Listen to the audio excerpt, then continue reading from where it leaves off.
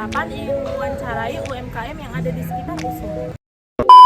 Post with the fans. Post with the post with the post with the fans. Post with the post with the post with the fans.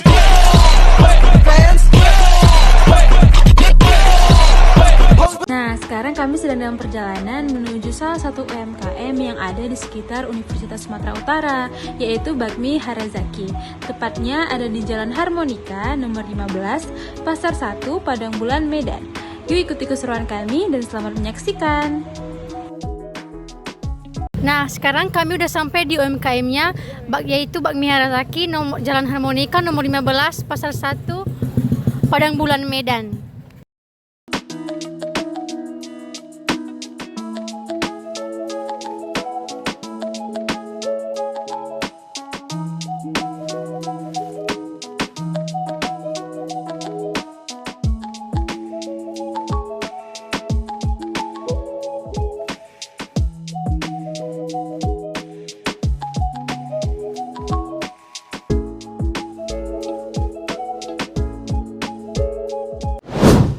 Nah, di sini Bang, kami mau wawancari UMKM.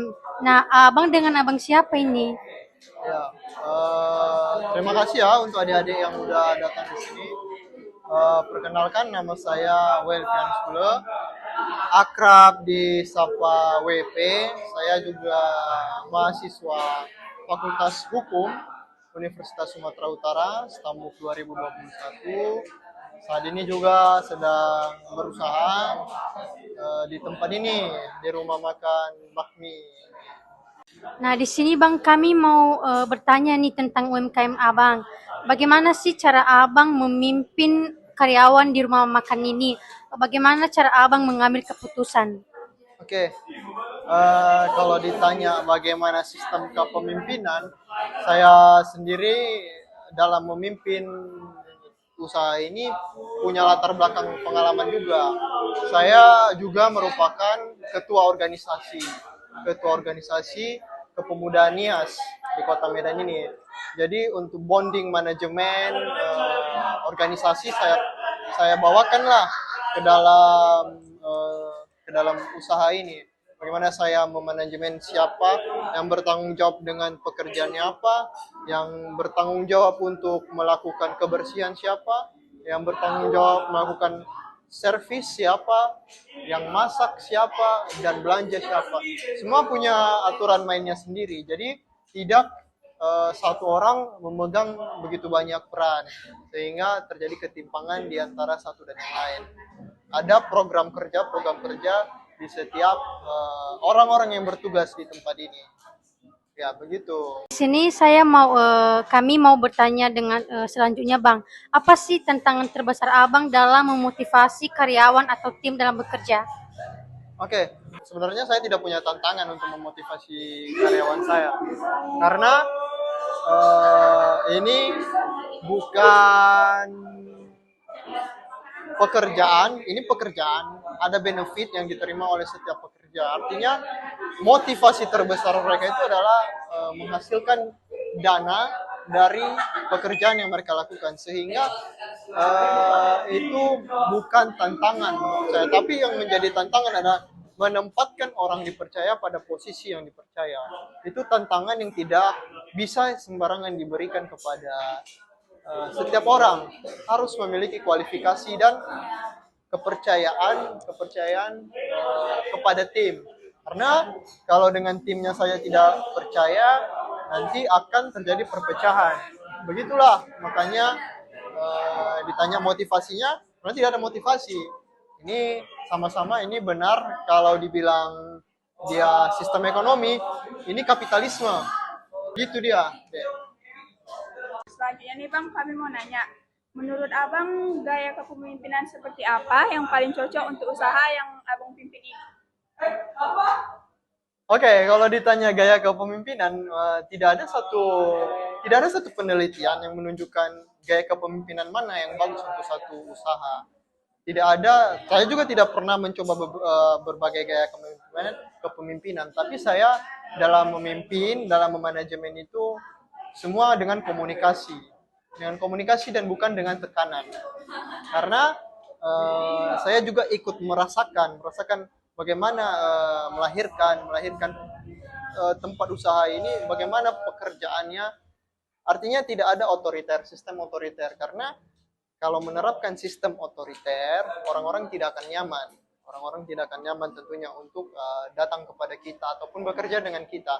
Saya menerapkan lebih ke merangkul, tapi dengan batasan-batasan antara ini profesional, antara pekerjaan dan urusan pribadi tidak boleh dicampur aduk. Jadi sebenarnya tidak ada gaya kepemimpinan bagaimana yang harus diterapkan. Kecuali kalau kita tadi berbicara tentang badan usaha milik negara atau badan usaha berbadan hukum PT, itu sudah ada skemanya, semua diatur di dalam undang-undang, di undang-undang PT, bagaimana direksi harus bertugas, bagaimana komisaris. Kalau ini masih skala kecil ini, lebih kepada bagaimana mengayomi dan merangkul setiap teman-teman dan tidak berlaku semena-mena dan otoriter. Itu gaya kepemimpinan yang coba saya terapkan di tempat ini. Selanjutnya Bang, bagaimana cara Abang menghadapi perbedaan pendapat atau konflik dalam usaha yang Abang jalankan ini? Ya, inilah yang saya sebut-sebut tadi. Apa yang saya terapkan di organisasi, benar-benar saya implementasikan dalam kehidupan sehari-hari. Ini hal-hal seperti ini tidak dipelajari di dunia perkuliahan. Selama 4 tahun berkuliah, saya memang tidak diajari bagaimana ketika orang lain berpandangan berbeda. Terdapat perbedaan pendapat. Terkadang ada hal-hal yang di luar kontrol kita untuk terjadi. Ada hal-hal yang tidak bisa kita kendalikan. Tapi itu bagaimana penerimaan kita dan bagaimana respon terhadap hal-hal yang di luar kendali kita. Saya tidak muluk-muluk ngasih motivasi atau kata-kata pemanis, tapi ini yang saya alami, saya terapkan di dalam kehidupan sehari-hari saya. Kami memang sering berbeda pendapat, berdebat, terutama tentang bagaimana jika yang satu maunya seperti ini, saya maunya seperti ini, jam bukanya dipercepat, ada yang nunggu harus selesai semua baru dibuka, saya bilang dibuka sambil diselesaikan semuanya. Ini tentang rumah makannya ya. Tapi itu semua bukan jadi, maksudnya saya tidak, ketika ini saya ditolak, pendapat saya ditolak, saya akan ngamuk, saya akan mut-mutan, ataupun saya akan meninggalkan pekerjaan. Nah, inilah tadi yang saya bilang, profesionalisme di dalam dunia pekerjaan. Ini didapat dari pengalaman berorganisasi juga saya ya, menghadapi karakter yang berbeda-beda dengan saya. Nah, jadi jika ada perbedaan pendapat, saya akan mengajak untuk berbicara baik-baik. Tidak perlu dengan nada yang tinggi, karena semua masalah bisa selesai dengan omong yang baik-baik. Tidak ada kesalahpahaman yang tidak bisa diselesaikan. Itu menurut saya.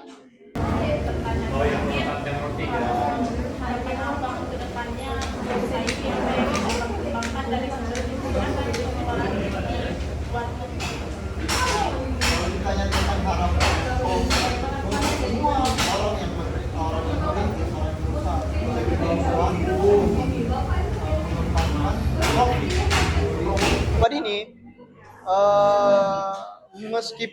meskipun tidak seberapa, tapi saya mencoba berdampak bagi lingkungan. Kenapa saya bilang seperti itu? Pekerja-pekerja di tempat saya ini adalah kawan-kawan mahasiswa rata-rata.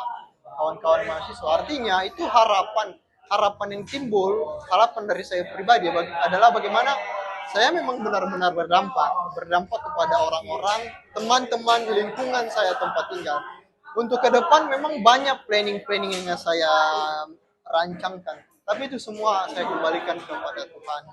Nah, kalau berbicara tentang realitas di sini, tanya apa yang ingin saya rasakan, apa yang ingin saya mau, tentunya saya ingin kalau memang ke depan berjalan dengan mulus, kita akan coba buka cabangnya, kita akan memperkuat di pusat dan membuka cabang sehingga bisa lebih banyak berdampak kepada orang-orang di sekitar. Ini bukan lip service dari saya, tapi ini memang karena saya sama-sama mahasiswa kita menerapkan Tridharma perguruan tinggi. Salah satu Tridharma dari perguruan tinggi itu adalah sebagai agen perubah di tengah-tengah masyarakat, tidak hanya berpikir tentang profit, keuntungan, tapi bagaimana usaha kita berdampak di lingkungan sekitar kita. Intinya bagaimana supaya berdampak lah, karena ketika sudah berdampak maka usaha itu akan diberkati. Itu saja.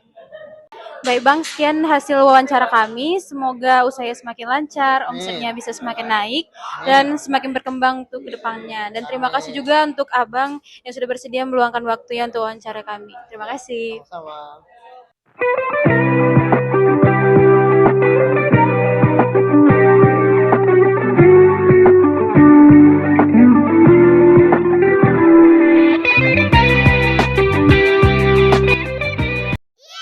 Oke guys, sekian video dari kelompok kami. Thanks for watching and semoga bermanfaat.